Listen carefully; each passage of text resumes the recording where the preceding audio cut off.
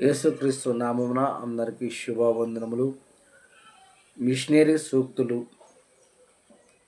ఒక మిషనరీ ఏమంటాడంటే, క్రీస్తు ఆత్మ మిషనరీ ఆత్మ. మనము ఆయనకు అనగా యేసుక్రీస్తుకు దగ్గరవుతున్న కొలది మనం మిషనరీ ఆత్మను పొందుకుంటాం.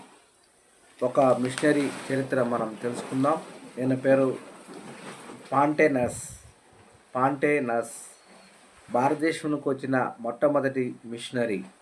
ఈయన క్రీస్తు శకం 180 సంవత్సరములో భారతదేశంలోకి వచ్చి సంఘమును బలపరిచారు.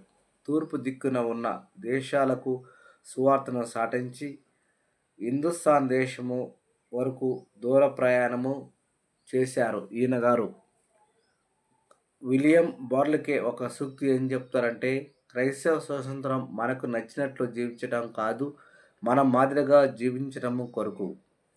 ఆమేన్.